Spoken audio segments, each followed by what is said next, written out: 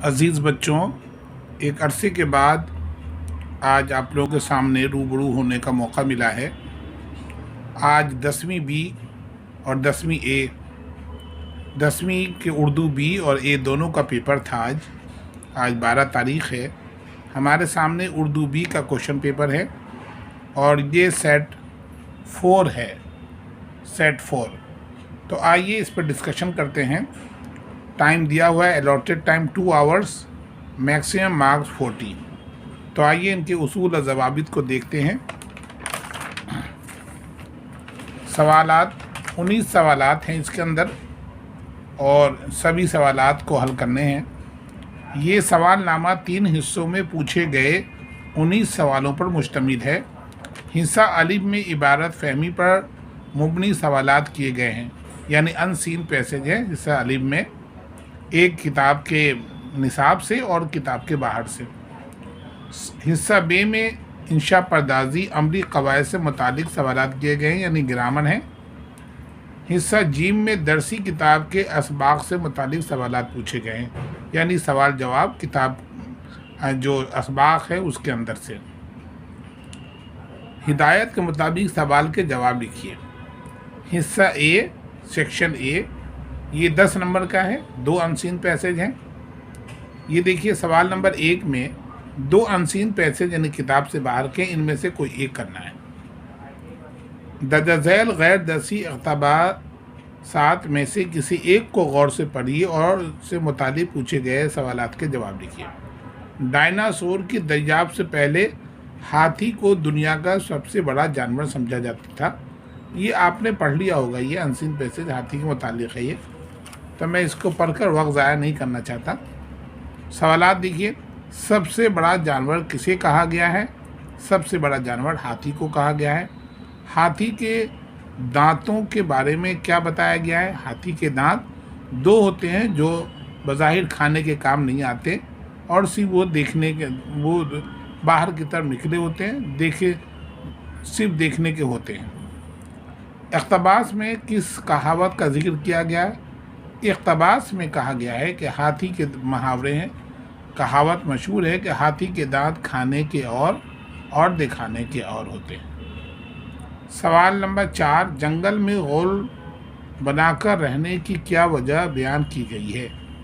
وجہ اس کی یہ ہے کہ اپنی حفاظت، دشمنوں سے حفاظت کے لیے غول بنا کر رہتے ہیں، حفاظت کے لیے، اور بچوں اور بوڑھوں کو بیچ میں جھنڈ میں رکھتے ہیں۔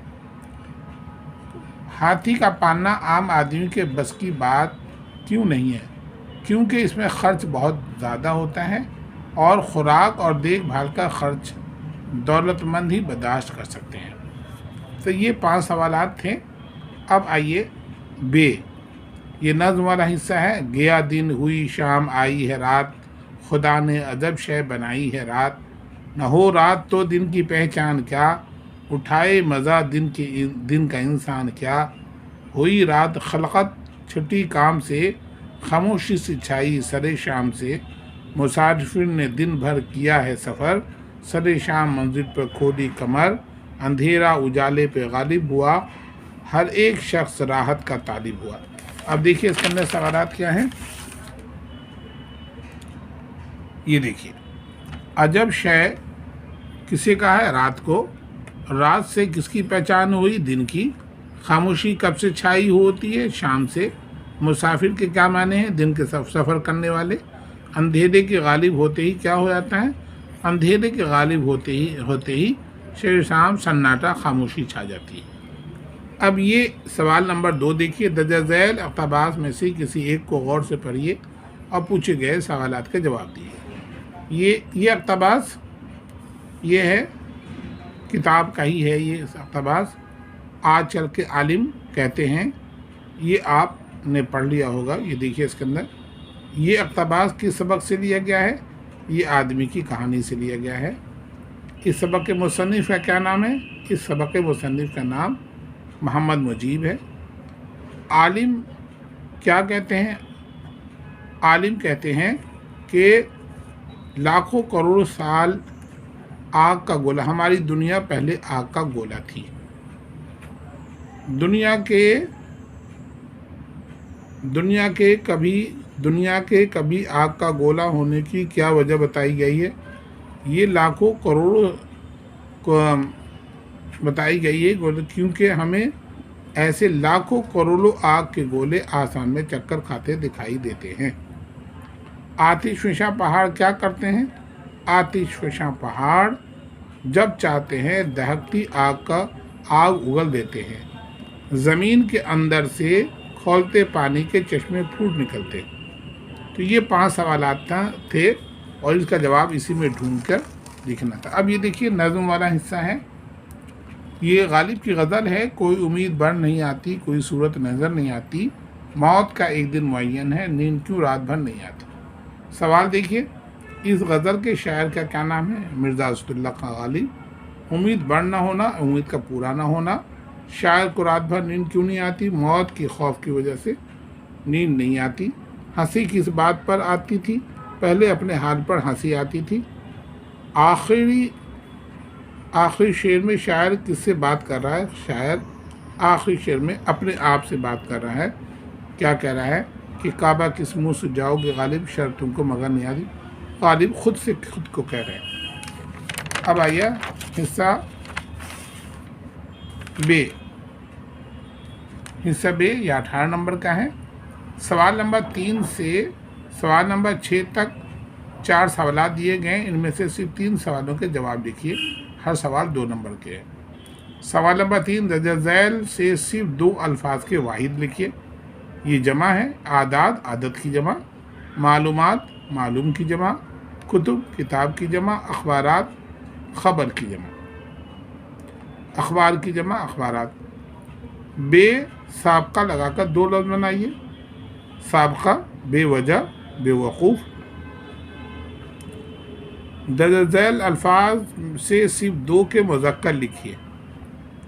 رانی راجہ، ماں باپ، بیٹی بیٹا، بہن بھائی۔ سوال نمبر 6، محاوروں کو جملوں میں استعمال کیجیے۔ یہ دیکھیے، ذیل محاوروں میں سے صرف 2 کو جملوں میں استعمال کیجیے۔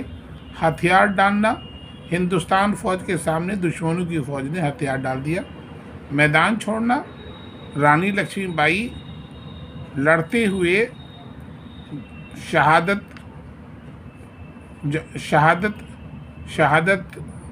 شہادت دے دی لیکن میدان نہیں چھوڑا۔ نیچا دکھانا، وہ مجھے ہر وقت نیچا دکھانے کی کوشش کرتا رہتا ہے۔ منہ لٹکانا، وہ آئے منہ لٹکائے بیٹھا ہے۔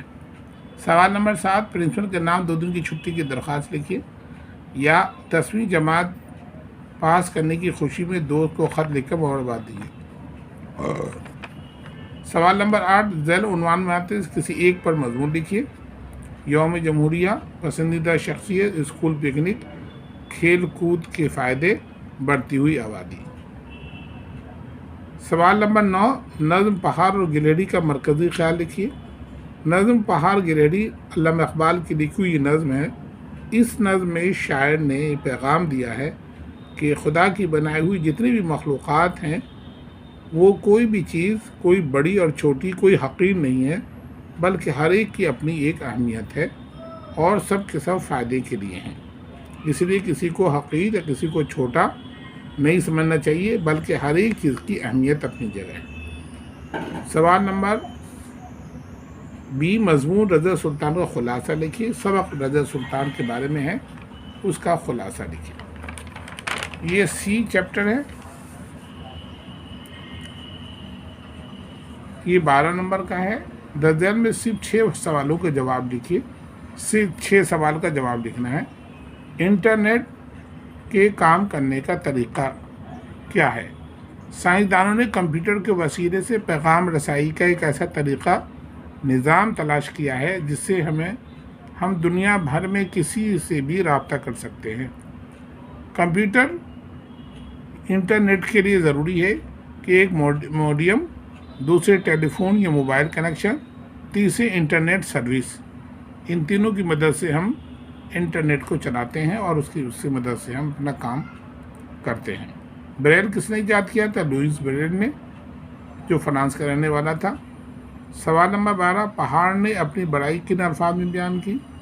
پہاڑ نے کہا کہ میرے وجود کے سامنے زمین بھی پست ہے، اور یہ خدا کی قدرت ہے کہ ایک ناچیز حقیر چیز میرے سامنے اترا رہی ہے، ورنہ تم کہاں؟